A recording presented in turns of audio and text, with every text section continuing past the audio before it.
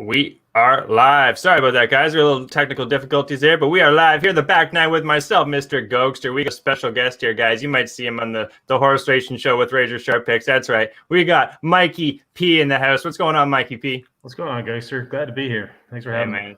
It's awesome to have you here. Shout out to Mikey P and that amazing hat he's got on. If you don't know that one, that's a Dustin Johnson, South Carolina special right there. So shout out to Mikey P for bringing the heat. I just got the classic Titleist, but anyways, we make it work. We're here to break down the Zozo Championship here, guys. We're going over to Japan. They were here in 2019. They're going to be going off actually tonight at 7:30 p.m. Eastern time. So get your bets in, guys. It's not a course that it's not a track that's going to be going off on Thursday, right? So it's a par 72, 7,000 yards. Pretty short for the distance, really, if you ask me there, Mikey. It's the first time in Asia since 2019 too, and the PGA at least. They were there in the Olympics. It's actually a 36-hole course too. They like to keep this thing going 365 days around the clock there. They actually have 2 greens, so there's going to be several greens. They're going to make sure they're not hitting the wrong green here, Mikey. There's several different greens here, but what else do I want to talk about? There's 13 Japanese players here too, guys, from the Japanese tour. Notable exceptions, we have Wesley Bryant, Tommy Fleetwood, Will Zalatoris.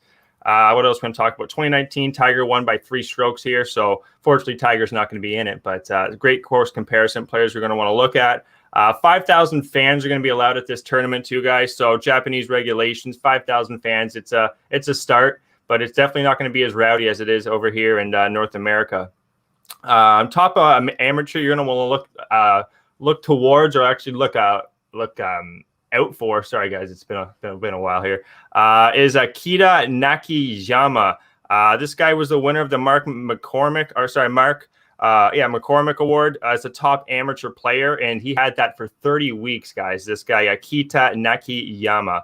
So look out for him. Last year's winner before that was Takumi Kanaya. You can tell my Japanese is not up to par there, Mikey. But those are the guys you're going to want to look towards for Japanese players. The 18-hole record was actually Keegan Bradley. He's going to be at this tournament in 2019. He shot 7 under, so Keegan should have a decent showing, I think. Weather. I don't know if you noticed this, Mikey, but the weather's not looking too good. Friday looking like some rain, 11 to 14 kilometer-an-hour winds, and the temperature 55, 52 Fahrenheit. It's going to get up to 64 Sunday, but it's not going to be that warm over in Japan, guys. So distance is definitely going to be – you're going to want to have some distance, but from what I saw, the narrow fairways, Mikey, and just the bent grass, you're going to want to avoid not being in the in the rough. If you're in the rough there, you're screwed. You know, in my opinion, it's going to be a tough go. So enough of me bantering on here, buddy. What do you think about the course? Who do you like here? This is an interesting course here. We're getting back into some part of the Asian swing, which is the normal for this time of year for golf to head over. Unfortunately for this course, we're getting way less of a field than we normally have. I don't think a lot of guys just want to travel over there for 1 week.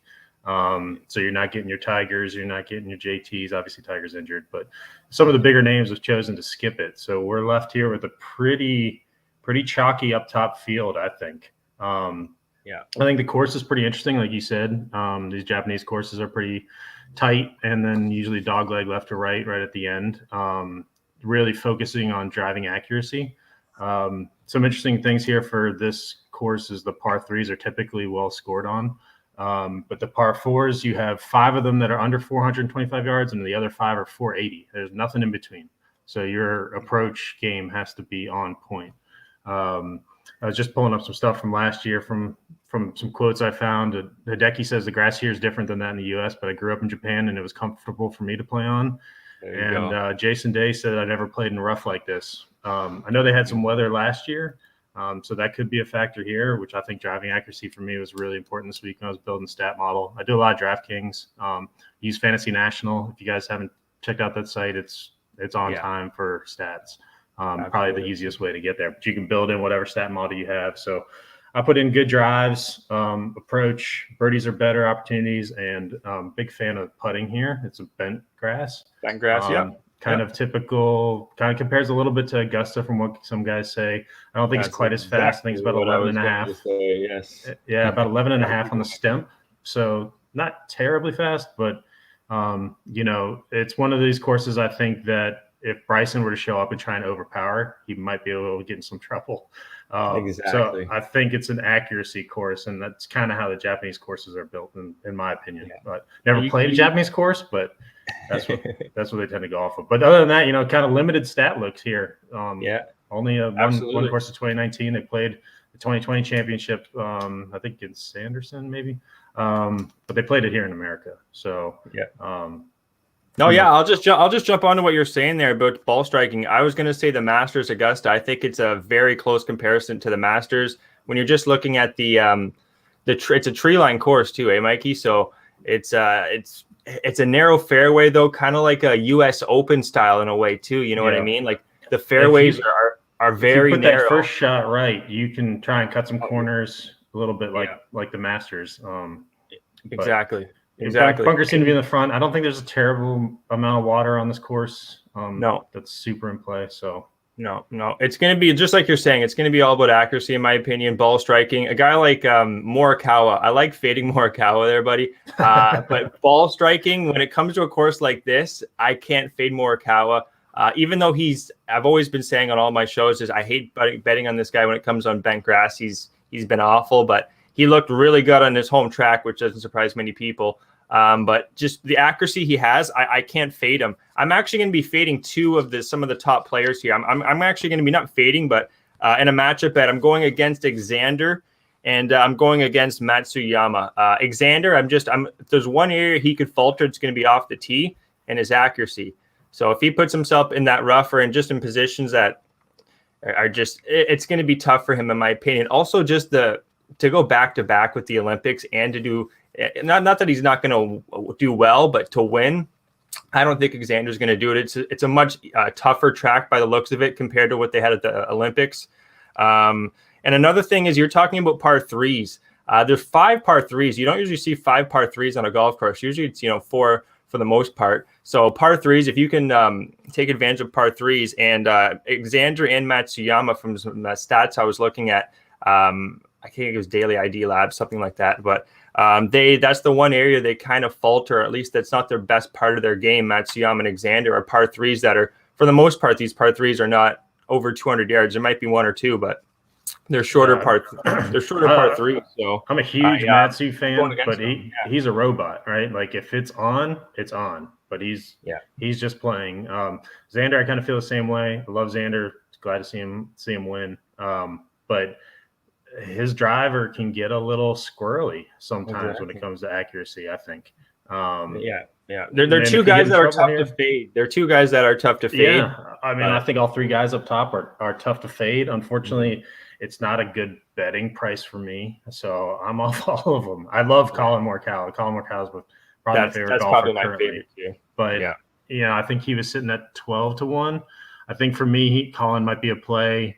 Because he can turn it on anytime. Actually, he's down to 7-1 now. So I can't play 7-1 to DraftKings on any golfer. I don't care how good you are. I think this is Hideki's tournament to lose. It's a homecoming thing.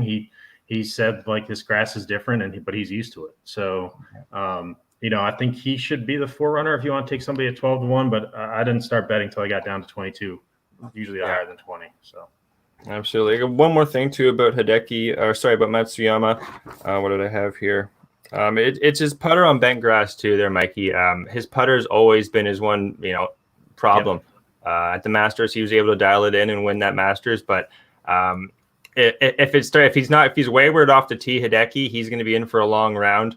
I also found that this is a no-cut event. So you want guys that, like you say, birdie or better in your stat model. I think that's going to be huge. So let's get into some picks, though, buddy. Who do you like in your 5-pack, 6-pack? What do you got for us? So I have 1, 2, 3, 4, 5, 6, 6-pack for me here. A couple 6-packs for the guys. Make it a 12. I got plenty more. I do some first rounders and tournaments and things like that. But I try and play golf kind of like horses. I'm going to try and find some value, and I'm going to put smaller wagers on it. But golf returns money, and if you can be right, you can only need to be right once. It's kind of like horse betting, eh? Yeah, absolutely. So I love Colin and I love Willie Z, but I'm going to fade both of those. Colin might be my play day 2 if he struggles and I can get some better odds. Golf live betting is also great too if you haven't checked it out. But I'm going to start off with Joaquin Niemann, the Chilean. I think he's pretty good. He's got a great set of irons on him, very accurate. He's used to kind of undulating courses that we see here, and he's been playing pretty good. He's number 4 in my model for good drives. I think if he stays just consistent, and he might be able to score. So he'd be my first choice there at 22 to 1. Yeah, I like that. I really like that too. And a ball flight that's for the most part pretty low. He's got a real piercing ball flight that in these conditions, if there gets some wind, Niemann should be all right. I'm pretty sure he did this down in Texas. He went into that playoff. I think it was with Horschel there, but there's a lot of wind and he was piercing the ball with a low kind of draw, and that could be the right recipe. And the way he's putting, I like that, Mikey. I like that a lot. What else you got? Second off, I'm very hesitant here, but I'm going to take a little bit opposite stand and go with Tommy Fleetwood. Tommy. He's sitting at 22 to 1. He finished. He's played here before. I think it fits his eye. He says himself he likes coming to Japan. He was 22 here, I think, last time he played this course in 2019.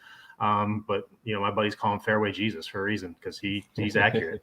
Got a great head of hair on Tommy Fleetwood as well. So apparently I don't know. His dad's bald. His dad's went bald early or something, so that's why he keeps his hair as it is. I didn't know that. That's awesome. Until he goes bald. Yeah. The concerning part is I did see, I think last week he lost his tour card, which if anybody's not familiar, you can just lose your tour card here. He was one of the playing okay. He just I don't think he finished in the FedEx points or whatever the stipulation here. So he missed no one really seems to be on him, and kind of going against the public a little bit in other sports. So I'm going to take a little stab at him at 22 to 1. Maybe he's out for redemption, trying to earn that card back. So, you know what? I don't mind that at all there on Tommy Fleetwood. What do I have here? Fleetwood, it's just his putter so far this year. I got some stats here for what does he have? He has only 1 round. Around the green was great. Approach was decent. Off the tee was fine. It's his putter. If Tommy gets his putter going, look out for a long-haired Jesus, fairway Jesus, as Mikey like I think the course fits his eye, but I agree with you. His putting stats not terribly great. He does do a little bit better on bent from what I can tell, but it's like with everybody. It's hard to put 4 rounds together, no matter how good you are at golf. So it really is. Isn't that the truth? Now nail off the rest of your 6-pack there, buddy. I'll just go through them. This guy really popped for some reason in my stat model, so I'm going to trust it that I built it right. Charlie Hoffman at 35 to 1. He hasn't done anything super great, but he's played 4 solid rounds of golf in the top 20, top 30s. He might be able to make a charge. Another young guy I like is Maverick McNeely. He just had a second at the Fortinet. I think he's playing some pretty good golf, and all these guys are kind of similar to me, right? All good drives, good around the green, and accurate, and that's what I'm looking at. All parts of their game are on. The Japanese guy that I'll probably struggle with as well is Takum Kanaya. This guy, he's turned pro a year ago, and in that time, he's had 2 wins, 7 top 5s, and 12 top 10s. So a young gun here, kind of home course-ish for him. I'm going to play him. Yep. I'm going to, these guys are familiar with this style, and especially the course builds. I'm sure it's very similar. And he's been, obviously, this is a little bit tougher competition for him, but again, it's not that full set of horses from the Derby. There's 3 guys here that could easily win this tournament. But I'll take a stab at him at 50 to 1. I'm also going to play him top 10, top 20. And then my long shot is Sun Kang at 125 to 1. My man went crazy. I think 2 tourneys ago, shot 61. He shot 61 opening day. So I remember that because I think I had Sanjay M, and he beat him by 4 strokes for a first round leader. So I'm going to play Niemann, Fleetwood. I got to throw Vegas in for a first round leader. That guy's always around day 1. And my other boy, I didn't play him last week, but I'm hoping he's got a little JT action building up. I am going to take a first round leader bet on Ricky Fowler, see if he can keep some things going. So, hey, you know what? He played 3 great rounds of golf. It was just Sunday Ricky kind of, yeah, he Sunday just fell Ricky with apart Rory there. charging, and he's Oh, I don't know when the last time he's been in that spot, really. I mean, oh, exactly.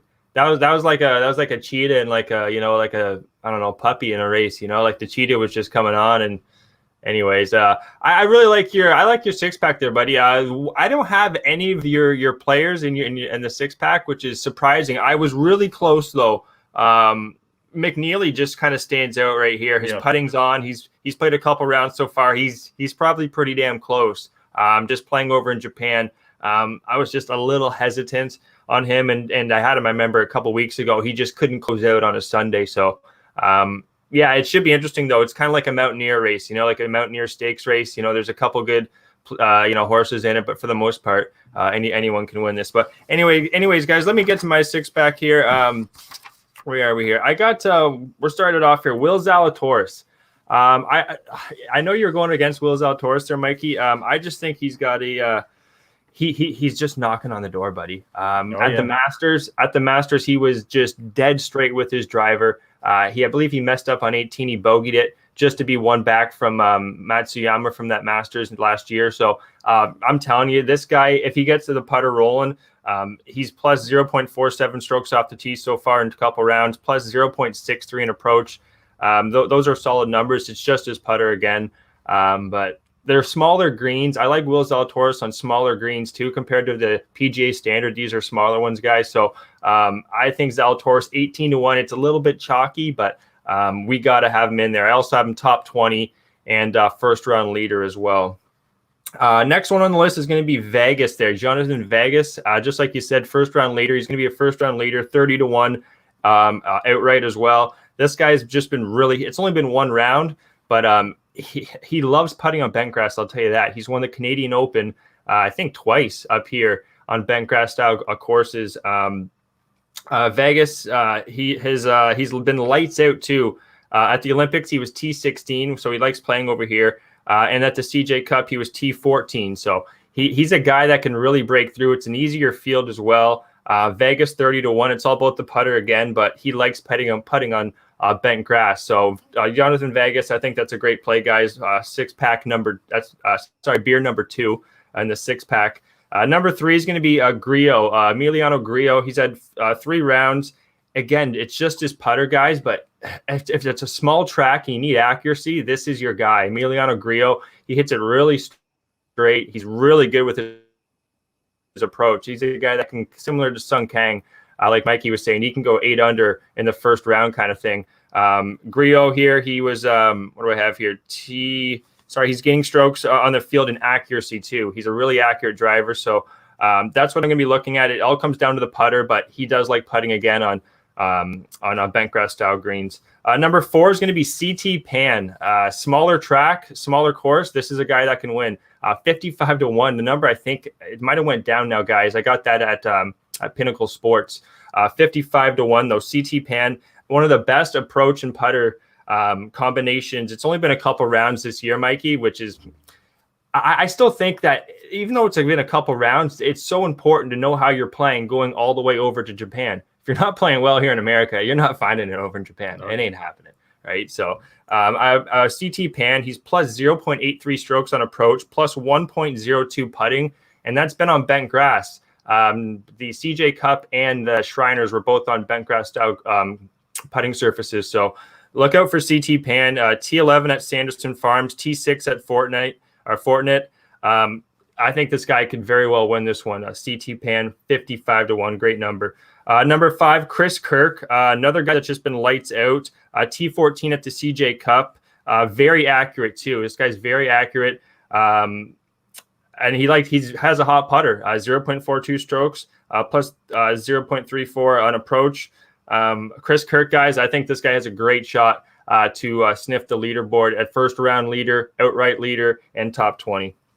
Last one on the card here, guys, and we'll get to a couple matchup bets. It's going to be Brandon Grace. Brandon Grace, if you look at his stats, his putting has not been on, but overall he's played well traveling.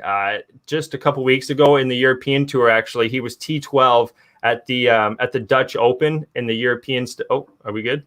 Yep. Okay, sorry guys. Brandon Grace was T12 at the Dutch Open. That was just 3 weeks ago. The following week at the Dunhill, he was 27th, and that was in a big field, tough European style. Then he came over here and he had a not the greatest CJ Cup, but his driver was accurate, Mikey. Brandon Grace, I think this could be a course, and he plays really well in tough fields. So sneaky 66-1. I think it's worth a shot there, guys. And also he was 4th at the Memorial too, Mikey, last year on bent grass. That's a bent grass tough field, and he was 4th, Brandon Grace. So this guy he could go pretty damn low in my opinion. So that's gonna be the 6-pack, guys. I got some matchup bets, Mikey P. You got any matchup bets for him?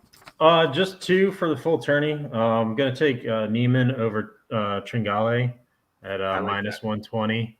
I don't know, man. Tringale's been there, but I'll take Neiman every day. Didn't seem too juicy to me, and I'm going to try and put my money where my mouth is and take Fleetwood for the tournament over Willie Z at even money. That's what it's all about here at the back nine. We put our money where our mouth is. We don't fuck around here. I mean, Willie Z's no slouch whatsoever. Kind of just hoping Fleetwood turns it on for this match because, like I said, he just lost his tour card and might be out for a little vengeance. What number you got on that? That was even money. Even money on Fleetwood. I like that.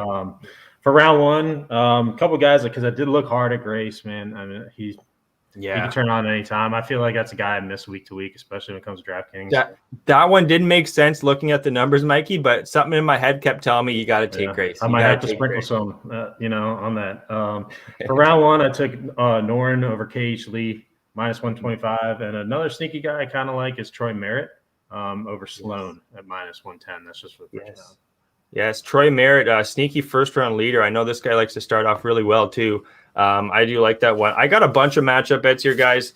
Where are we here? So many notes. All right, matchup bets. Grace over Gim, plus 106. Doug Gim. He's got a great off the tee, but he can't putt. 4 rounds of golf. Give me Brandon Grace there, plus 106. Griot over Kim. Siwoo Kim. He's just not putting it all together right now.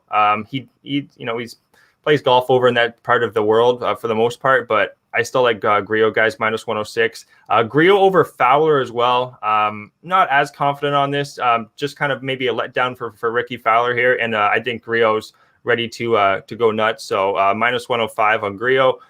Kirk over Griffin. Chris Kirk, sneaky player right now. I think he's got a great chance with birdie or better opportunities. Griffin, he played really well, guys, because he's from Vegas. That's why he was on fire the last couple of weeks. See how he does over in Japan. Next one's going to be, I got a bunch here. Vegas and Zalatoris. I'm fading them, or not fading them, sorry. I'm betting Vegas and Zalatoris. I'm fading Matsuyama, Xander, and I don't know what I was thinking here, but I did fade Neiman over Vegas and Zalatoris. I'm not as confident on that, guys, but I still did play it. Plus 107, minus 119, Zalatoris and Vegas. But fading Xander and Matsuyama, I saw that look, Mikey. I know. I'm thinking about it. I'm like, geez, that one I'm a little, gun shy, but they're already been played. Vegas over Xander and Zalatoris over Xander, plus 161, plus 141. If one of them hits, we cash. And I think one of those two guys could go very low. And then Vegas and Zalatoris over Matsuyama, plus 104, minus 105. Just Matsuyama putting, and then if his driver's a little off, guys, it's got to be a fade in my opinion. You got anything else for there, Mikey? We're pretty much hit our 25-minute mark, but if you got some more stuff, by all means. No, it was fun. Like I said, I guess I'm just looking at the chat. I know TJ is off Fleetwood, so that's not great for me. But hope he finds a little something. Like I said, I think this is either Colin or Matsuyama. If anybody's in like a one and done that hasn't used them whatsoever.